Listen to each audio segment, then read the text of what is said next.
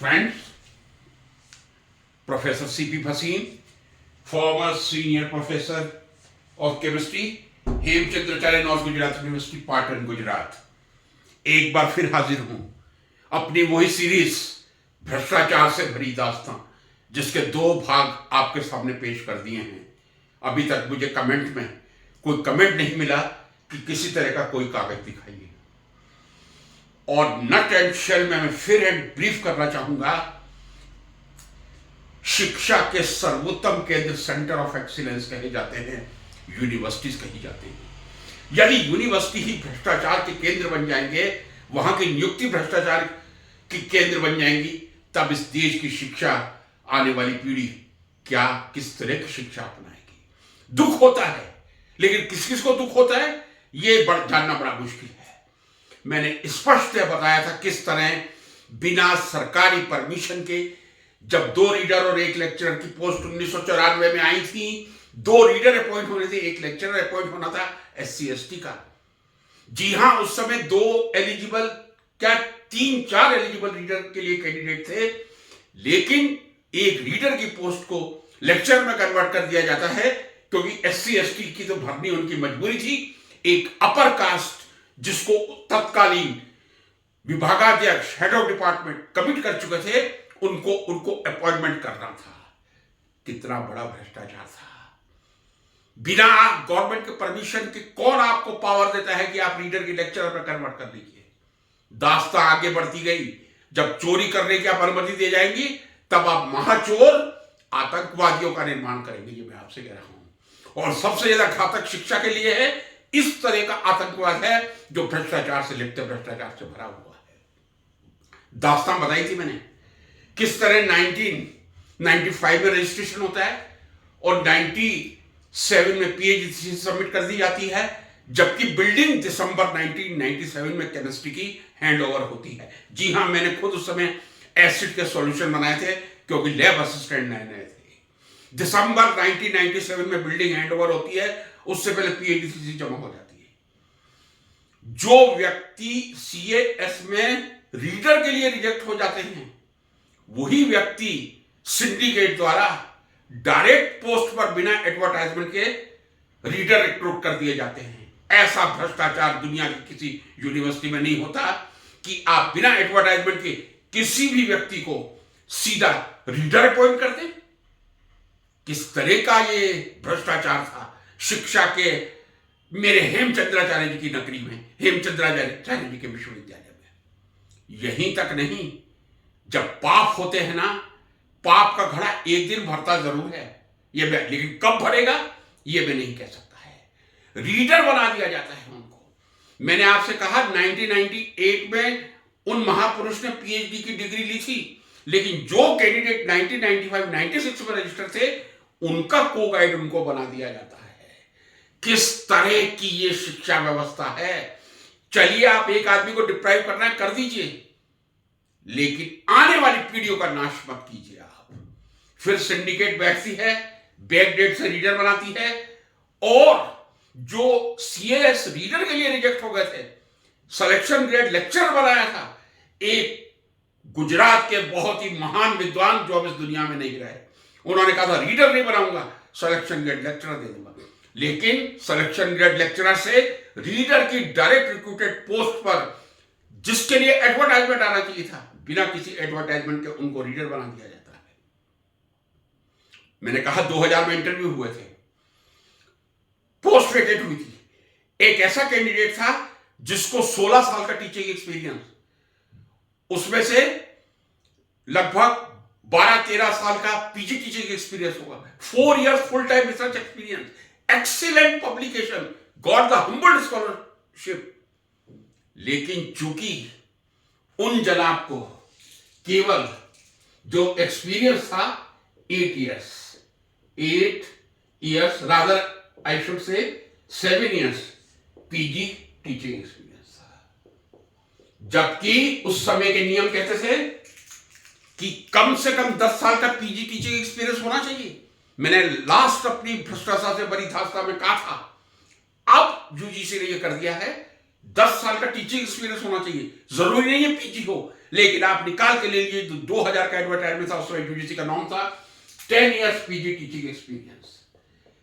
चलिए पीजी भी मैं छोड़ दूं तो भी उनको 10 साल का तो टीचिंग एक्सपीरियंस ही नहीं था, फिर भी कॉल लेटर दे दिया गया था। लेकिन ये डर से कि कहीं जिस व्यक्ति को हम सही व्यक्ति को डिप्राइव कर रहे हैं वो कोर्ट में ना चला जाए, एनएफएस कर दिया जाता है।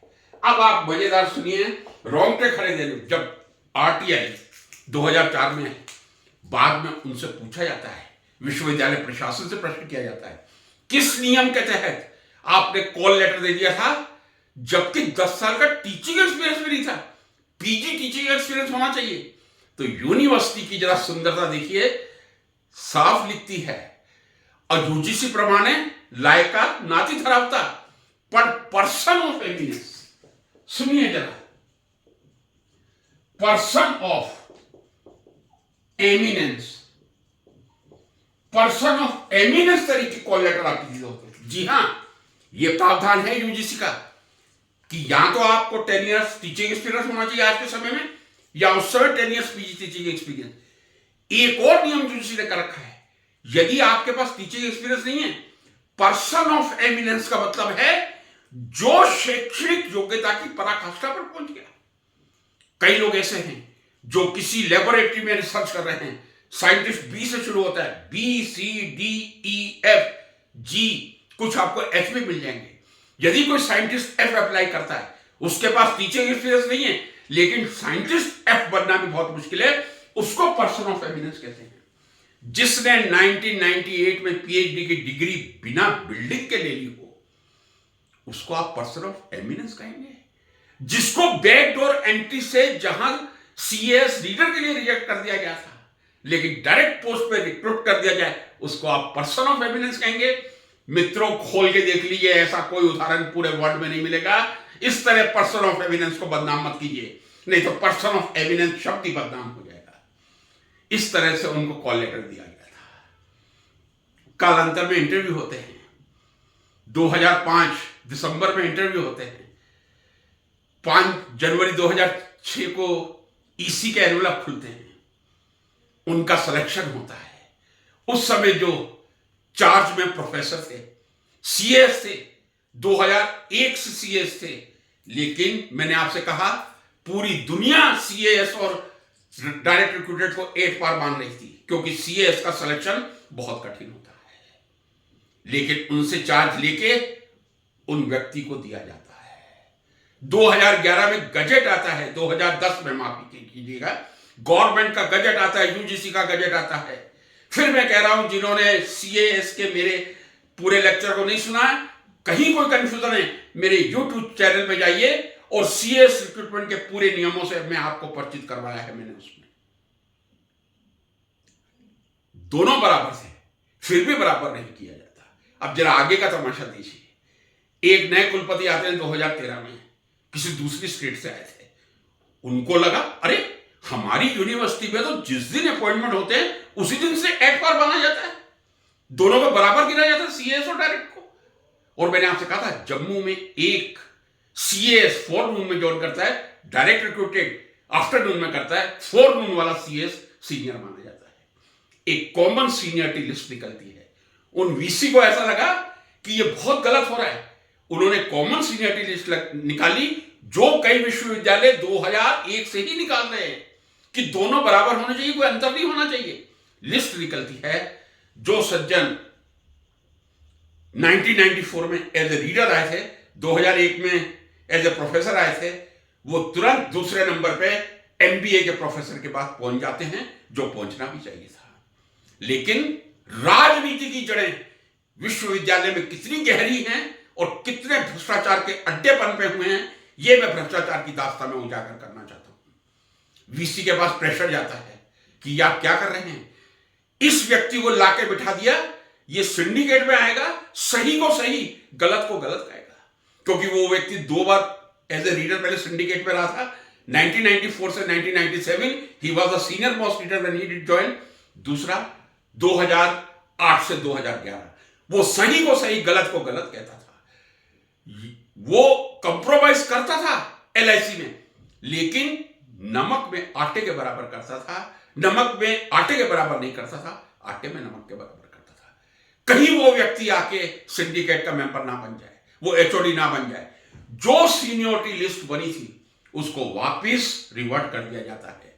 कई बार आरटीआई से गुहार लगाई जाती है कि नई सीनियरिटी लिस्ट दीजिए, कोई सीनियरिटी लिस्ट नहीं मिलती है। कोर्ट में मैटर जाता है, क्वेश्चन किया जाता है कि आपने ऐसा क्यों किया।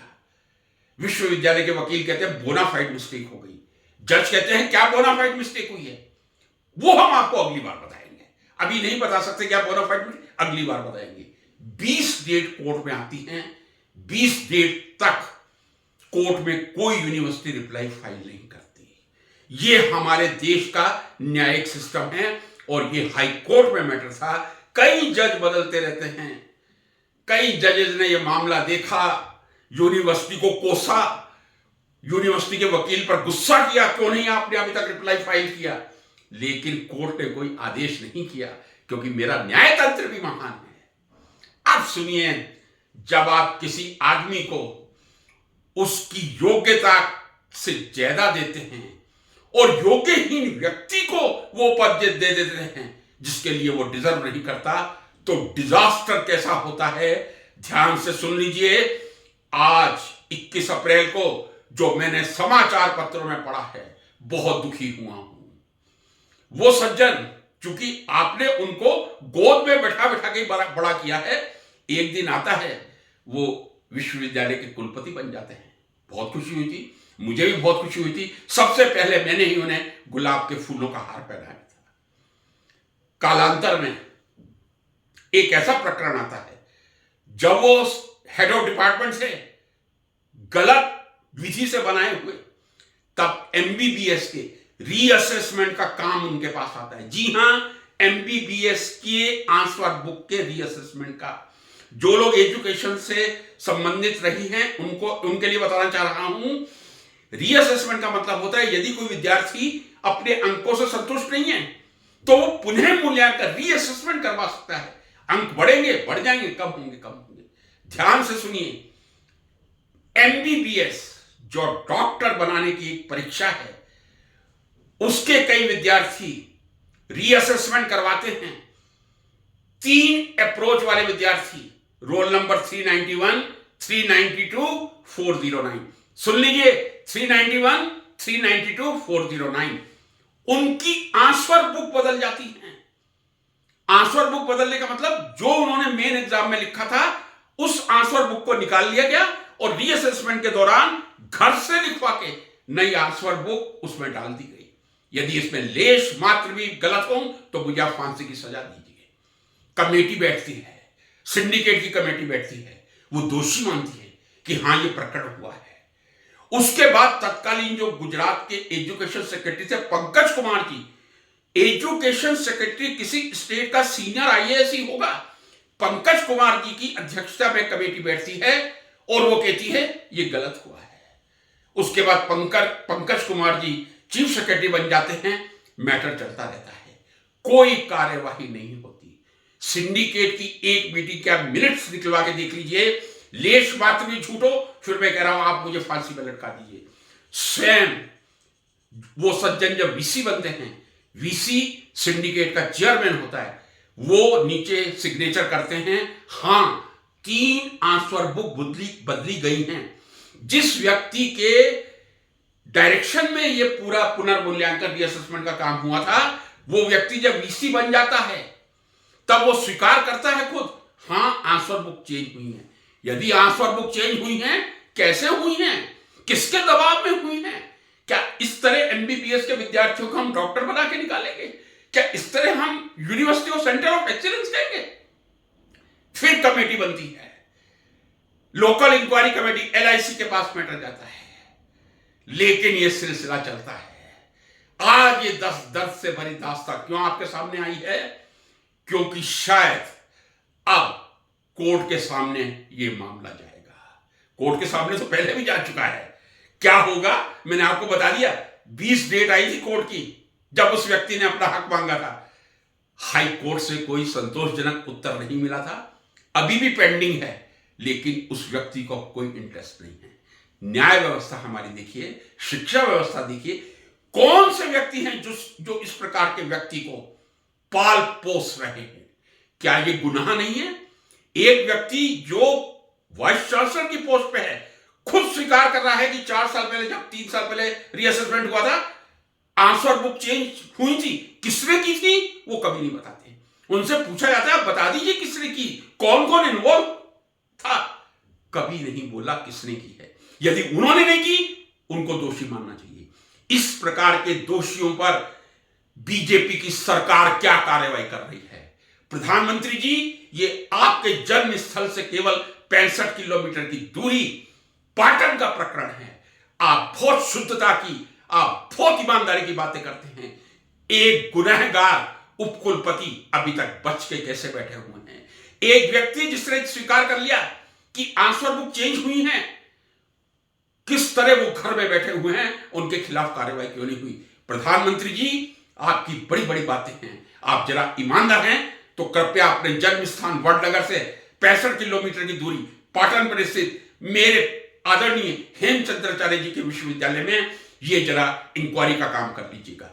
इतना घृणित प्रकरण ये जो चला है, मैं नहीं समझता किसी विश्वविद्यालय में होगा। लेकिन कृपया विश्वविद्यालयों को भ्रष्टाचार का अड्डा ना बनाया जाए, सेंटर ऑफ एक्सीलेंस बनाया जाए, बुद्धिमत्ता के सर्वोत्तम केंद्र बनाया जाए। आप वर्ल्ड यूनिवर्सिटी बनाने की बात करते हैं, सबसे पहले आप अच्छी नेशनल यूनिवर्सिटी बना लें, यही मेरा आप सबसे निवेदन है। शांत मत बैठिए। भ्रष्टाचार आने वाली कई पीढ़ियों का समापन कर देगा। हमारे देश की, हमारे बच्चे, सभी हमारे बच्चे हैं, राष्ट्र के बच्चे हमारे बच्चे हैं, उनका भविष्य पूरी तरह अंधकार में होगा। जय हिंद,